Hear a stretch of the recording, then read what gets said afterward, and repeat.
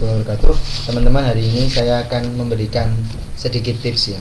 Sebenarnya ini juga untuk karyawan saya. Jadi karyawan saya untuk beberapa langkah ya untuk mengatasi komplain harga. Karena atau komplain atau perbandingan ya. Memang ada lagunya ojo dibanding-bandingin, tapi kan kita hidup di masyarakat ya seperti ini. Ada 5 langkah untuk mengatasi komplain atau perbandingan harga. Karyawan kemarin saya nanya, minta tolong Pak, gimana caranya, ini saya berikan contoh, mungkin teman-teman juga bermanfaat juga buat teman-teman. Jadi gini, bahwa sesuatu yang harus kita pahami adalah dibandingkan harganya itu adalah sebuah keniscayaan. Udah, mesti itu namanya kita bisnis tuh dibanding-bandingkan, itu harganya itu memang pasti. Kita pun juga seperti itu, secara manusiawi begitu. Yang kedua, dan ditawar itu memang sebuah mekanisme pasar. Dalam Islam juga ada prinsip namanya khiyar atau tawar menawar ya. Dan sebuah jual beli yang adil itu tegak atas khiyar.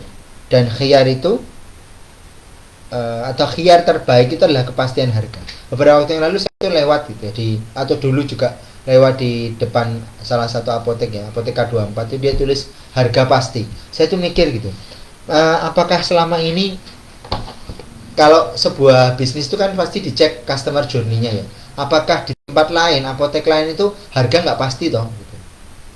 Saya berkaca pada diri saya sendiri. Kalau di apotek saya harga itu pasti.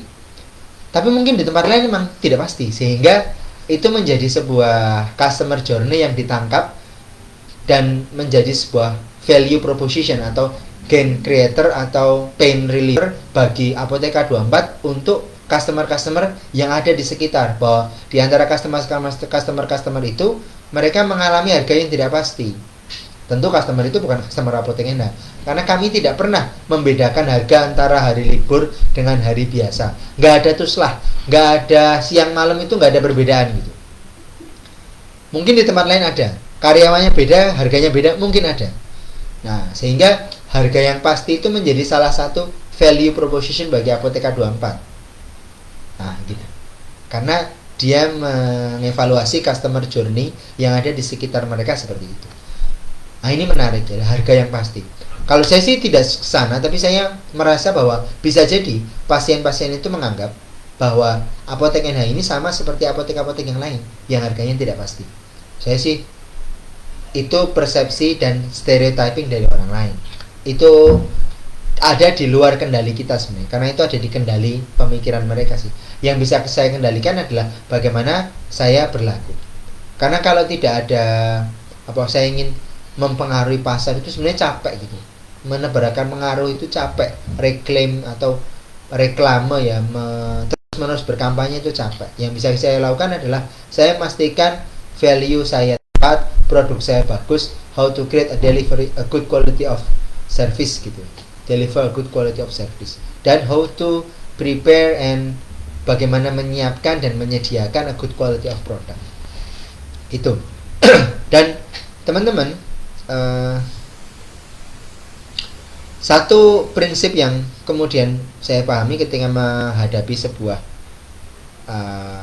perbandingan harga ini adalah, saya tekankan juga kepada adik-adik yang ada di apotek kerja, juga teman-teman TTK, bahwa satu, apotek itu tempat praktik apoteker.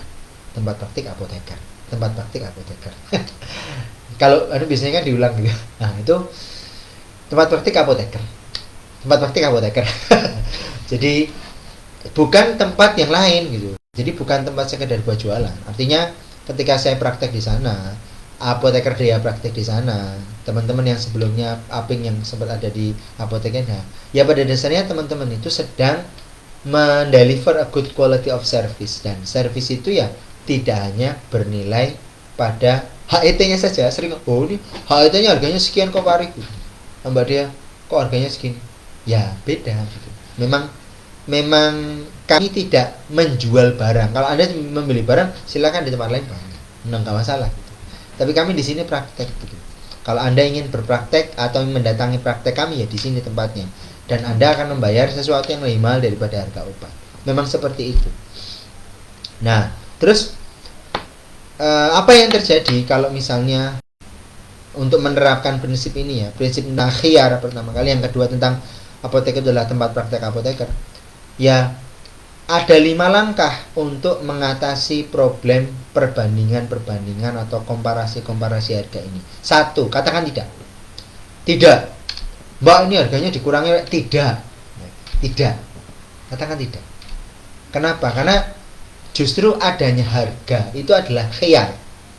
Khiyarnya pasti, harganya pasti gitu loh. Tidak kemudian kita beri harga sekian masih bisa turun, itu malah bukan khiyar. Khiyar itu ya nilainya segini, saya akan memberikan benefit ini, kamu akan menerima benefit ini, ya, dan value yang kita sepakati adalah ini.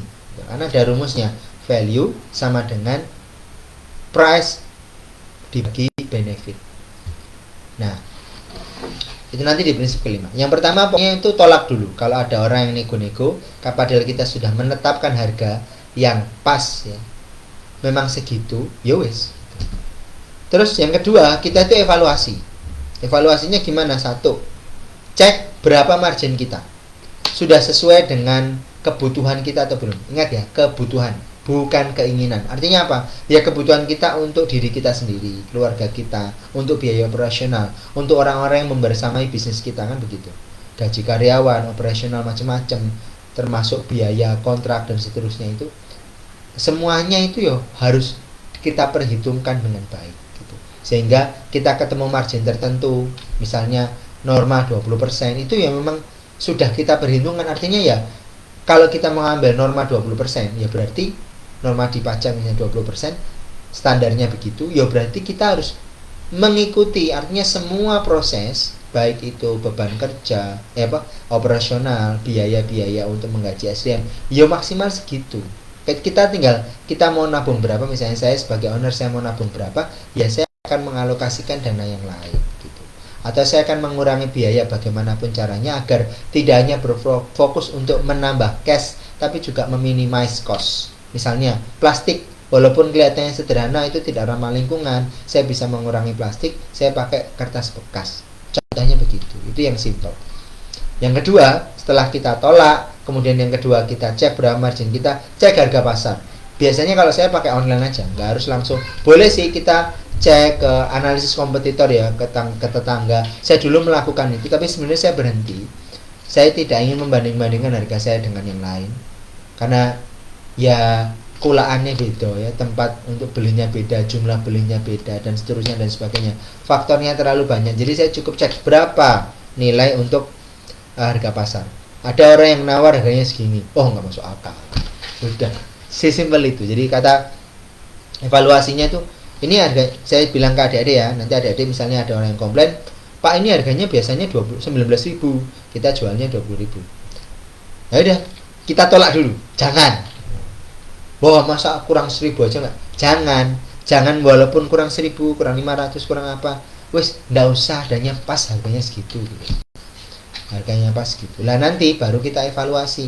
Pak Arif atau Mbak Dea tadi ada harga segini. Minta tolong dicek. Nanti saya akan cek marginnya bagaimana, cek harga pasarnya berapa, kita belinya kemana, ada nggak alternatif supplier yang lain. Nah ini yang keempat, cari supplier yang baru yang mungkin akan memenuhi ekspektasi pasar, atau kalaupun tidak bertujuan untuk memenuhi ekspektasi pasar, agar biaya kita lebih rendah gitu, atau mendapatkan diskon tambahan sehingga cash lebih banyak gitu. Dan yang kelima dan yang paling puncak adalah berapapun harganya, pada dasarnya saya dengan pelanggan atau kita semua dengan pelanggan itu bertransaksi pada satu nilai value tertentu. Pasien value. Ya, pasien value ya.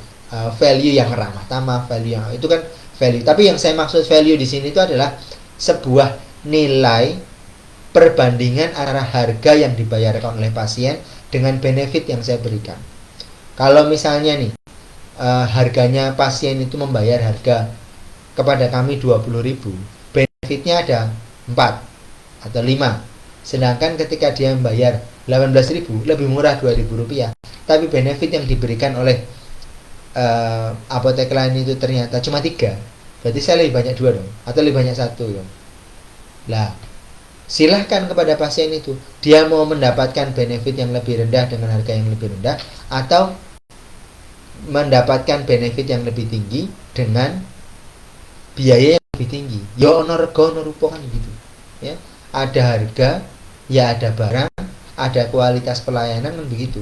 Kalau kita pengen mengeluarkan yang sedikit mendapatkan yang banyak atau harganya murah tapi dapatnya banyak, itu namanya serakah, itu namanya pelit. Itu dua itu sifat setan kan gitu. Saya tidak berinteraksi dengan pelanggan yang bersifat setan gitu, jangan gitu loh. Jadi pengennya ngeluarin sedikit dapatnya banyak. Kalau saya berprinsip seperti itu ya, seperti prinsip ekonomi dari Adam Smith, saya keliru gitu.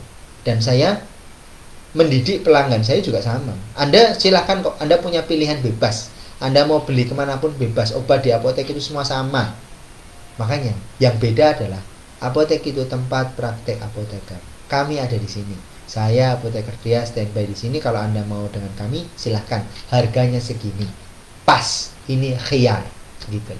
Ada 5 tadi. Pertama, katakan tidak. Yang kedua, cek berapa margin kita sudah sesuai atau belum. Malah jangan-jangan, oh ini terlalu murah, naikin aja nggak apa-apa gitu.